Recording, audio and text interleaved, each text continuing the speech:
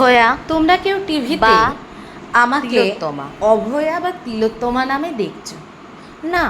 আমার নাম অভয়া বা তিলোত্তমা নয়। আমার বাবা মাও সে নাম রাখেনি। বাবা মা একটা অন্য নাম রেখেছিল, বড় সুন্দর একখানা নাম। তবে নাম জেনে কি হবে?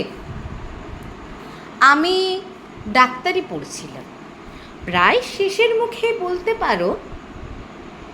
আমি এমডি চেস্ট মেডিসিন পড়ছিলাম, মানুষের বুকে প্রাণ এনে দিতে পারবো বলে। কিন্তু পড়া কি আর সত্যি হলো? আমাদের জানো হসপিটালে কোনো অনকল রুম নেই। অনকল রুম নেই বলে আমি একটা সেমিনার হলে একটু বিশ্রাম আর একটু পড়াশোনা করতে গেছি।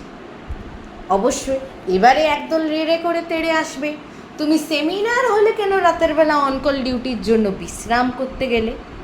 আরে সেমিনার হল সম্পর্কে কলেজের স্টুডেন্টদের কী ধারণা থাকে যে সেখানে কোনো বহিরাগত ঢুকবে না। কিন্তু হায়, সেই সেমিনার হলেই পরের দিন সকালবেলা আমার মরদেহ উদ্ধার হলো। জানো তো, 1 বছর আগে একটা বাচ্চা ছেলে মারা গেছিল। সে একখানা বিশ্ববিদ্যালয়ে তার স্বপ্ন পূরণের জন্য এসেছিল। কিন্তু কি হলো? ছাদ থেকে পড়ে যাওয়ায় তার স্বপ্নটা গেল। আবার অনেকে তাকে আত্মহত্যা বলে চালালো। কিন্তু জানো তো, একটাই শব্দ আমরা শুনতে পেলাম, র্যাগিং।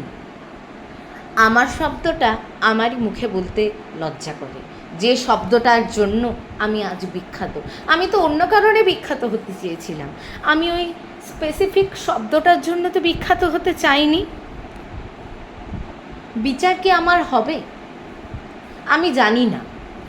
হয়তো এই বিচার ব্যবস্থার নামে এই প্রহসন যে কতদিন চলবে, আমার বাবা মা কোনোদিন আর আমাকে ফিরে পাবেন না, সেটা সবারই জানে।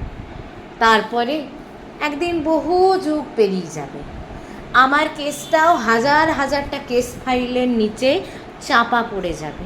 তারপরে চাপা পড়তে পড়তে এমন একটা সময় আসবে, সেদিন হঠাৎ করে জজ সাহেব ভার্ডিক্ট দেবেন, অপরাধীর ফাঁসি হবে। কিন্তু অপরাধী কে? অপরাধীকে তো কেউ আর তখন চেনে না। সে অপরাধী তখন 50 বছরের শীর্ণ এক যুবক। সেই যুবক, তাকে যুবক কি বলা যাবে? তার হয়তো হাড় মাংস খানিকটা খুলে গেছে, মানুষ তাকে তো আর চিনতে পারবে না। হ্যাঁ, সে ফাঁসিতে ঝুলবে, সে মৃত্যুবরণ করবে, হয়তো করবে। কিন্তু তারপরে কিছু মানবাধিকার কমিশন রেড়ে করে তেড়ে আসবে। অপরাধকে কি ফাঁসি দিয়ে কমানো যায়? আবার কিছু কিছু মানুষ বলবে, এই অপরাধী, কী কারণে এর ফাঁসি? তারপরে সেই অধ্যায়ও থেমে যাবে। তারপর বহুদিন পর আমাকে নিয়ে হয় গল্পের বই লেখা হবে, নয় বায়োপিক হবে আমার। বায়োপিকে কোনো নামি অভিনেত্রী অভিনয় করবেন, তখন একটু সুনাম ছড়াবে। আর কিছু কিছু মানুষ আবার বলবে, আমাদের দেশে বিচারের নামে প্রহসন হয়।